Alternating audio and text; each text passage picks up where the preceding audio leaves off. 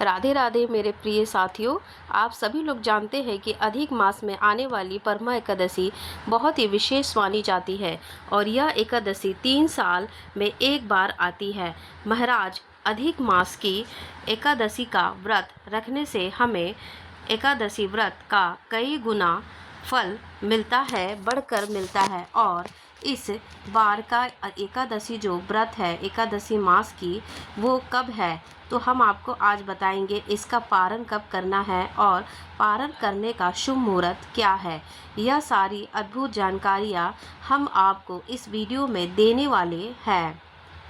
महाराज, अधिक मास की परमा एकादशी तिथि की शुरुआत 11 जून गुरुवार को रात 10:59 से शुरू होगी और परमा एकादशी तिथि की समाप्ति 11 जून गुरुवार को रात 10:36 पर होगी।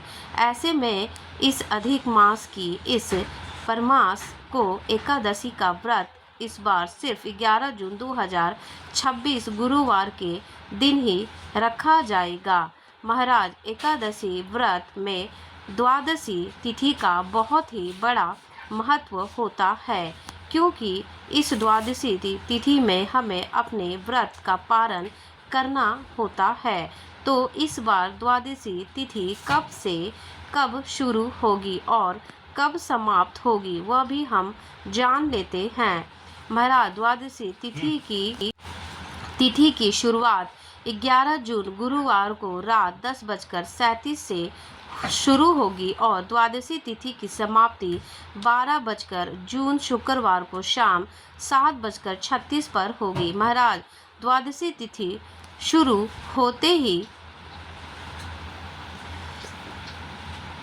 हरिवासर का समय भी शुरू हो जाता है। हरिवासर का समय उस समय होता है जिस समय एकादशी व्रत नहीं खोला जाता है। महाराज, इसी के साथ मैं परमा एकादशी के दिन हरिवासर का समय 12 जून 2026 शुक्रवार के दिन सुबह 4:45 पर समाप्त होगा। यानी इस समय के बाद से आप कभी भी अपना एकादशी का व्रत खोल सकते हैं।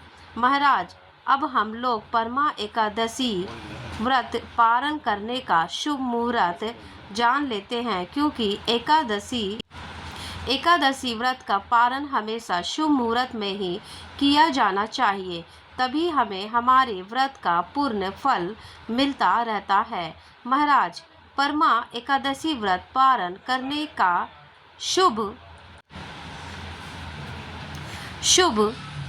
क्या तिथि है? मुहूर्त 12 जून शुक्रवार को 5:23 से लेकर सुबह 8:10 तक रहेगा। इस बीच में आप लोग सुबह 8:10 तक रहेगा। इस बीच में आप लोग अपने एकादशी व्रत को खोल सकते हैं। महाराज, एकादशी व्रत रखने वालों को पूरे 3 दिनों का नियम का पालन करना चाहिए, जिसमें सबसे पहले दशमी तिथि के दिन एक समय भोजन करके तुलसी पत्र तोड़कर तुलसी जी में जल देना चाहिए।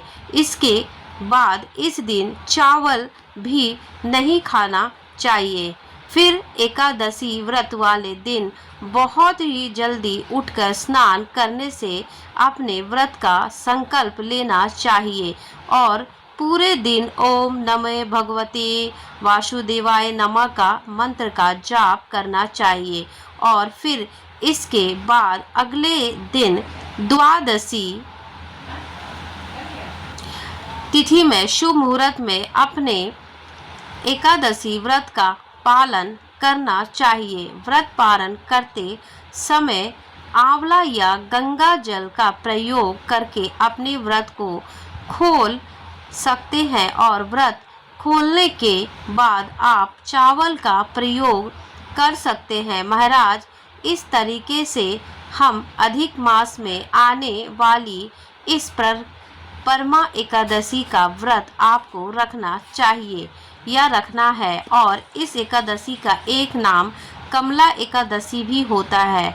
महाराज, अगर अभी भी आपके मन में इस परमा या कमलादशी एकादशी को लेकर कोई भी प्रश्न है तो आप हमें कमेंट करके पूछ सकते हैं। आप ये वीडियो कहाँ से देख रहे हैं कमेंट में ज़रूर बताइए। राधे राधे मेरे प्रिय भक्तों। अब हम मिलेंगे ऐसे ही नए वीडियो के साथ। तब तक के लिए आपका वीडियो देखने के लिए बहुत बहुत धन्यवाद।